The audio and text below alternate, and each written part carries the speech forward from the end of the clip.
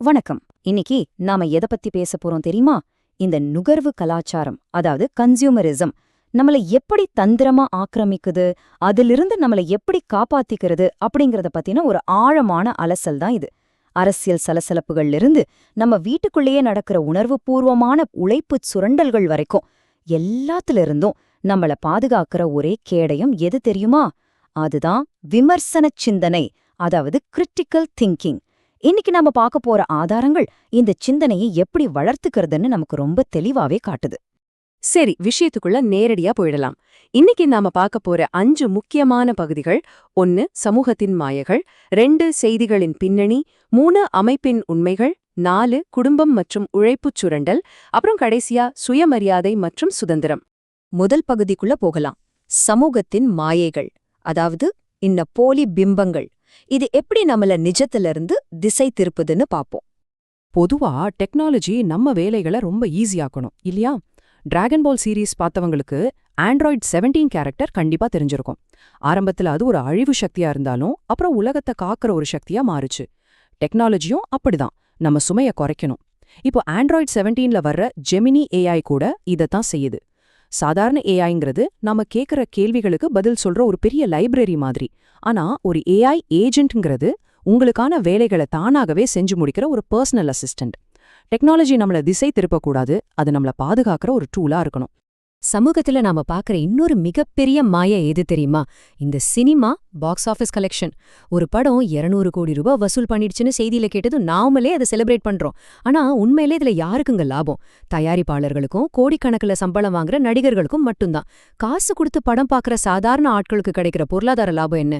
சொல்லப்போனா 0. இது முழுக்க முழுக்க ஒரு வியாபார மாயங்கிறத நாம கண்டிப்பா உணரணும். அடுத்து பகுதி 2, தினமும் நாம பாக்குற செய்திகளுக்கு பின்னால இருக்கிற யதார்த்தம் என்னன்னு பாப்போம்.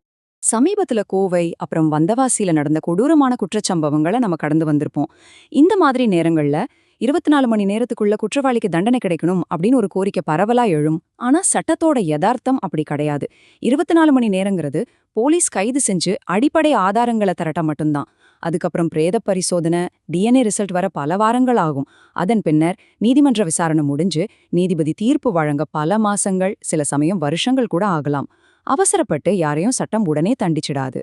இதே மாதிரி நம்ம சிஸ்டம்குள்ள இருக்கிற சிக்கல்களையும் நம்ம கவனிக்கணும். உதாரணத்துக்கு, திருச்சி அரசு மருத்துவமனையில சிகிச்சை பிழையால மாணவி உயிரிழந்ததா சொல்லப்படுற குற்றச்சாட்டுகளை எடுத்துக்கலாம். இப்போ அதுக்கு உயர்மட்ட விசாரணை நடக்குது. அதே சமயம் அரசியல் களத்துல மதச்சார்பின்மைக்கு எதிரா செயல்படுற கட்சிகளை தேர்தல் ஆணையம் ஏன் உடனே கேன்சல் பண்றதில்லைன்னு நிறைய பேர் கேட்பாங்க. மக்கள் பிரதிநிதித்துவ சட்டம் பிரிவு 29 ஏன் படி ஒரு கட்சியை பதிவு செய்ய தேர்தல் ஆணையத்துக்கு உரிமை இருக்கு. ஆனா அது அவ்வளோ ஈஸியா நேரடியாக கேன்சல் பண்ற சிவில் அதிகாரம் அவங்களுக்கு ரொம்பவே குறைவு. இதுதான் சிஸ்டமோட யதார்த்தம். 3வது பகுதி, இந்த அரசியல் பொருளாதார அமைப்புகளோட உண்மைகள் என்னன்னு கொஞ்சம் டீப்பா பார்க்கலாம். இந்த இடத்துல ஒரு சுவாரஸ்யமான விஷயம் சொல்றேன். உலக அளவுல நடக்கிற பொருளாதார மாற்றங்கள் நம்மளே எப்படி பாதிக்குதுன்னு பாருங்க. போன மே மாசத்துல மட்டும் சுமார் 3325 கோடி ரூபாய் அந்நிய முதலீடு இந்திய சந்தையை விட்டு வெளியே போச்சு. இதுக்கு காரணம் அமெரிக்க வட்டி விகிதங்கள்ல ஏற்பட்ட மாற்றமும் ஷார்ட் டேர்ம் லாபமும் தான். ஆனா அதே நேரத்துல கனடாவோட பென்ஷன் ஃபண்ட்ல இருந்து ஒரு $50 பில்லியன் லாங் டேர்ம் முதலீட்டை ஈர்க்க முயற்சிகள் நடக்குது. இந்த மாதிரி நீண்டகால முதலீடுகள் தான் உண்மையில நம்மூர் இளைஞர்களுக்கு வேலை வாய்ப்பை உருவாக்கும். பொருளாதாரத்துல இவ்ளோ சிக்கல்கள் இருக்கும்போது நம்ம கல்வி முறை என்ன செஞ்சுட்டு இருக்கு? டிஎன்பிஎஸ்சி குரூப் 4 அப்புறம் நீட் மாதிரியான தேர்வுகள்ல வர சர்ச்சைகளை நீங்களே பார்த்திருப்பீங்க. இது அடிமட்டத்துல இருக்கிற ஊழலையும் குறைபாடுகளையும் மறைக்குது. பசங்களை சொந்தமா சிந்திக்க விடுறதை விட அப்படியே மனப்பாடம் செஞ்சு மார்க் வாங்குற ஒரு சிஸ்டமை தான் இது ஊக்குவிக்குது. ஏன்னா விமர்சன சிந்தனையோட கேள்வி கேட்கிற ஒரு சமுதாயம் உருவாகிடக்கூடாதுங்கிறதுல சிஸ்டம் ரொம்பவே தெளிவா இருக்கு. இப்போ 4வது பகுதிக்கு வரலாம். இது ரொம்ப ரொம்ப பர்சனலான ஒரு விஷயம். குடும்பத்துக்குள்ளேயே நடக்கிற உழைப்புச் சுரண்டல். 76. இந்த நம்பர் உணர்த்துற வலிய கொஞ்சம் யோசிச்சு பாருங்க. நம்ம சோர்ஸ்ல பார்த்த ஒரு மாற்றுத்திறனாளி நபர் தொடர்ந்து 76 மாசங்கள், அதாவது 6 வருஷத்துக்கும் மேல எந்த ஒரு ஆடம்பரமும் இல்லாம தனியா கஷ்டப்பட்டு உழைச்சிருக்கார். இந்த அசத்தியமான உழைப்பு தான் அவர் உசுர காப்பாத்துச்சே தவிர எந்த ஒரு போலி கௌரவமும் கிடையாது. நம்மள வாழ வைக்கிற உண்மையான பேஸ்மெண்ட் நம்ம உழைப்பு மட்டும்தான். ஆனா அந்த உழைப்புக்கு வீட்ல என்னங்க மரியாதை கிடைக்குது? அண்ணன் 10 வருஷம் வேலை செஞ்சும் எந்த சேமிப்பும் இல்லாம பெங்களூர்ல சொகுசா வாழ்றார். ஆனா கடினமா உழைக்கிற மாற்றுத்திறனாளி தம்பி வீட்ல ஒரு ஓட்டப்பாயில படுத்து தூங்குறார். இது எவ்ளோ பெரிய அநீதி! ஒரு உடன்பிறப்போட உழைப்ப தன்னோட தற்காலிக சந்தோஷத்துக்காக சுரண்டுறது எந்த விதத்திலும் நியாயமே கிடையாது.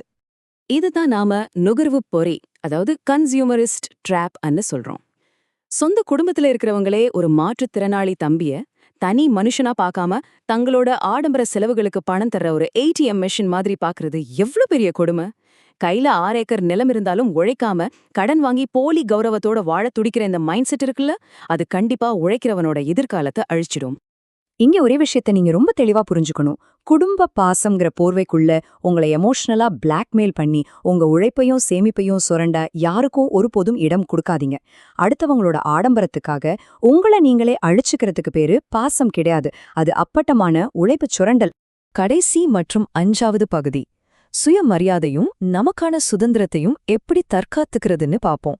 குடும்பத்துக்குள்ள நடக்கிற இந்த தந்திரமான கணக்குகளை நம்ம புரிஞ்சுக்கணும். சொத்தை உன் பேர்ல எழுதுறேன், ஆனா பணத்தை வித்து பேங்க்ல போட்டு எங்ககிட்ட கொடுத்துடு அப்படின்னு சொல்றதோ, இல்ல திருமணமாகாத தம்பியோட சேமிப்பு மொத்தமும் நாளைக்கு நம்ம பிள்ளைங்களுக்கு தான் வந்து சேரும் அப்படின்னு அண்ணன் கணக்கு போடுறதோ ரொம்ப மோசமான ஒரு ட்ராப். இத கண்டுபிடிச்சு முறியடிக்கிறது தான் உண்மையான விமர்சன சிந்தனை. இதுல இருந்து உங்களை பாதுகாத்துக்க 4 சிம்பிளான ஸ்டெப்ஸ் இருக்கு. 1. எமோஷனலா வந்து யாராவது உதவி கேட்டா உறுதியா நோ சொல்ல பழகுங்க. 2. உங்க பேங்க் அக்கவுண்ட்ஸ் பாஸ்வேர்ட்ஸ் எல்லாத்தையும் யாருக்கும் தெரியாம ரொம்ப பாதுகாப்பா வைங்க. 3. கண்டிஷன்ஸ் போட்டு வர எந்த ஒரு சொத்து வாக்குறுதியும் அப்படியே ரிஜெக்ட் பண்ணிடுங்க. 4.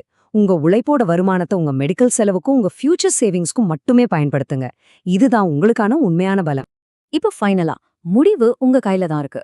போலி கௌரவம், அரசியல் மாயைகள், குடும்பத்துக்குள்ள நடக்கிற எமோஷனல் பிளாக்மெயில், இதெல்லாம் வச்சு இந்த சமூகம் உங்களோட மதிப்பை தீர்மானிக்க நீங்க விட போறீங்களா? இல்ல உங்களோட அந்த கிரிட்டிக்கல் திங்கிங் பவரை யூஸ் பண்ணி உங்க சுயமரியாதையையும் சுதந்திரத்தையும் மீட்டெடுக்க போறீங்களா? யோசிச்சு பாருங்க. உங்க வாழ்க்கை உங்க கண்ட்ரோல்ல மட்டும்தான் இருக்கணும். சிந்தித்து செயல்படுங்கள்.